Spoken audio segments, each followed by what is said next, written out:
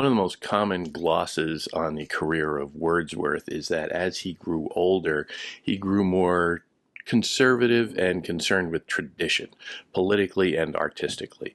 And there's a lot of truth to that, quite frankly. And one poem he writes relatively late in his life, and he's 57 years old. He's lived to be a fairly old man, but he is very well established. He is at 57. He is very much the esteemed man of letters that he always tried to be. And he feels some responsibility to the vocation of poetry as a tradition. He's very conscious of that, and so this is in 1827. He writes a poem inspired by something he read in a newspaper or a journal.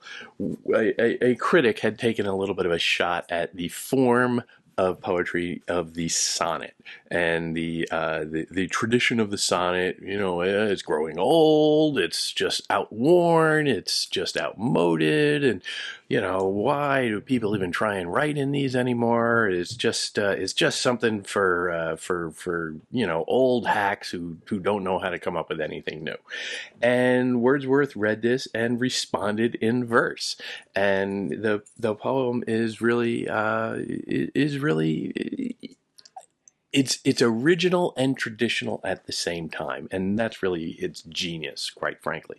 He writes a sonnet, but he takes the sonnet in some unexpected places. So the title of this is from 1827, Scorn Not the Sonnet. Scorn not the sonnet, critic, you have frowned, mindless of its just honors. With this key Shakespeare unlocked his heart. The melody of this small lute gave ease to Petrarch's wound. 1,000 times this pipe did Tasso signed. With it Camoens soothed an exile's grief. The sonnet glittered a gay myrtle leaf amid the cypress with which Dante crowned his visionary brow. A glowworm lamp it cheered. Spenser called from fairyland to struggle through the dark ways. And when a damp fell round the path of Milton, in his hand the thing became a trumpet, whence he blew soul-animating strains, alas, too few. That is a sonnet. That is 14 lines, and there is iambic pentameter going on there, and it is a kind of struggle with the form, and it is a celebration of the form, but also perhaps a bit of a criticism of it. Now, notably, it is kind of choppy at the very beginning. Scorn not the sonnet, critic, you have frowned. That is iambic pentameter, but it's a little iffy, especially when you have that semicolon right after sonnet. Scorn not the sonnet, critic, you have found, instead of scorn not the sonnet, critic, you have frowned. The mellifluous flow is kind of bifurcated there, and look at the way the conversational tone that Wordsworth worked so hard to strike in his early work is kind of melded around this format, where you keep to a rhyme scheme: frowned, key, melody, wound, sound, grief, leaf, crowned, lamp, land, damp, hand, blue, flew. That's all rock solid formatting for sonnets. But a lot of those words come in the middle of phrases, and there's not really a clean end stop to any of that, which is kind of a marker of the sonnets of the more classical age. With this key, Shakespeare unlocked his heart. The melody of his small lute gave ease to Petrarch's wound. That is a little uneven. That the rhyme sort of gets buried and smothered into the conversational average spoken word aspect of this. The poem does sort of wrestle that back a little in those middle lines, however.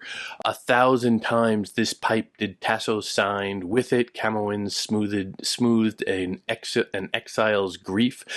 So those lines are end stopped. Those lines are fairly clean, and despite my kind of butchering the pronunciation, you can sense the meter in there fairly easily. So it's almost as if the rickety aspect of the sonnet form of that iambic pentameter is a little bit rusty in the beginning, and it takes a little while to get chugging, and finally it does, and then it becomes much more mellifluous, and you get a even as it starts to go more towards the flowing sense called from Spenser, called from fairyland to struggle through dark ways, and when a damp fell round the path of milk. Notice how that is just all continuing from one line to the other.